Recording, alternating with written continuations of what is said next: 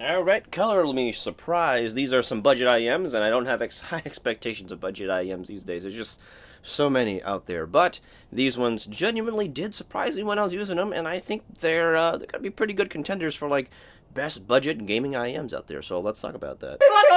Alright, now, according to the box cover, these are the Kbear KB01s.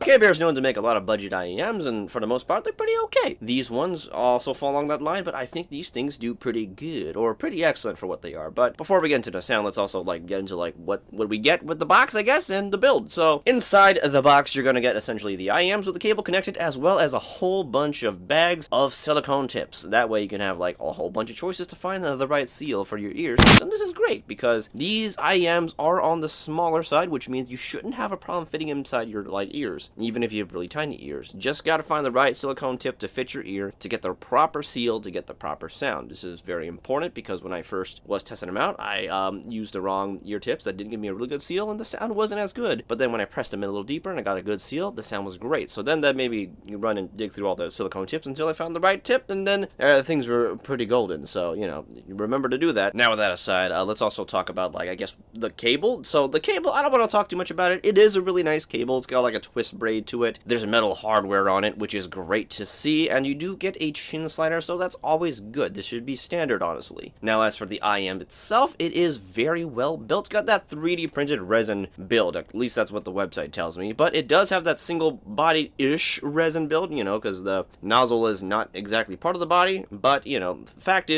we get this nice build that you often see on higher end IEMs. At least back in the day you did. Nowadays you'll find this more commonly in the mid-tier section, which this thing kind of is. If you're looking at the low chi-fi end, this is like, you know, $40. And for $40, I'd say this build is really good. It's solidly built, and it is very light, so it should be very comfortable in your ears, and this is great. You can wear it for long hours for listening and for playing. Okay, now with all that out of the way, let's talk about its performance for sound and gaming and how well it does. And what I can say from the get-go is these things do an excellent job for more competitive shooter kind of style kind of things, and just an okay job in less competitive games. And this is because of the way it is tuned and has a magically good degree of sound separation. These things do a really good job, but working with the sound, I guess we should describe that a bit. So at the bass level, not a lot of deep lower end bass. It's just kind of there. It's not very strong. The thump isn't very present, so it's not the deepest sound you got. But at the mid bass, we get at least an okay punch. It's kind of like a balanced-ish kind of punch, not like a bass head punch. So bear that in mind. But I think it should be enough for most people, and it's kind of like an audiophile leaning sort of sound, you might say. But that aside, as we move into the mids are boosted a bit, I think, because they are a little bit more, you know, forward, but not too crazily in some sectors, especially the lower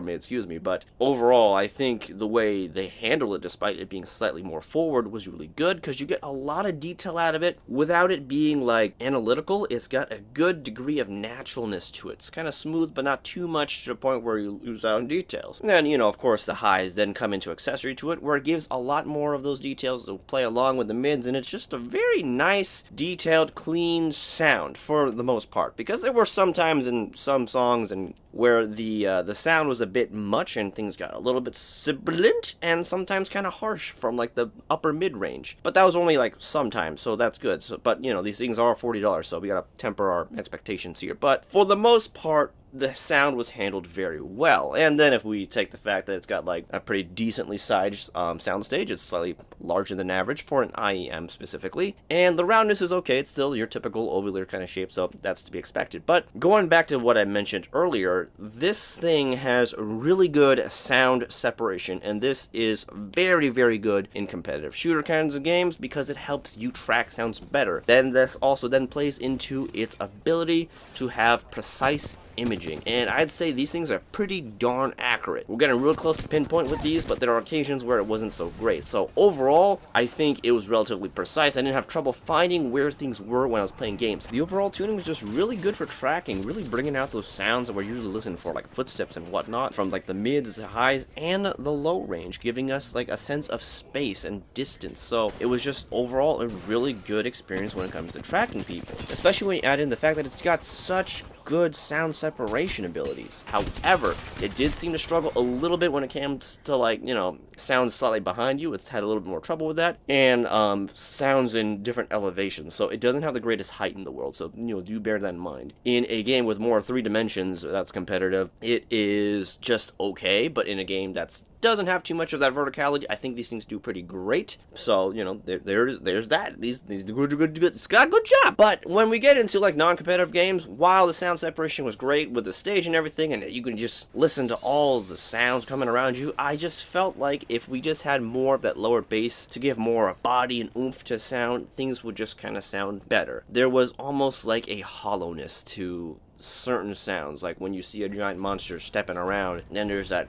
blower bass like rumble sound. It wasn't quite there, and it wasn't quite as exciting as I would have liked, but it was still workable overall. So, you know, that being said, if you're going to be getting these for, you know, for some kind of gaming, it's better be competitive shooters, because these things do an excellent job. And for 40 bucks, this is pretty good. This actually might be my new recommendation compared to, like, my old one, which for, like, this kind of budget range, which was originally the Tin T2s, because these things just do such a great job. They're really comfortable, and I think if your purpose is more on the competitive gaming side over anything else, but you still kind of want to be able to use them for other things as well, then these will do you just perfectly fine. So for the time being, that mid-tier $40-$50 kind of range, I think these things are my top pick right now. So that being said, that's just basically all I have today. I still got a whole bunch of other stuff to go through, and hopefully I can just concisify my reviews to make it short and sweet and simple. So I'm wasting time. See you guys later.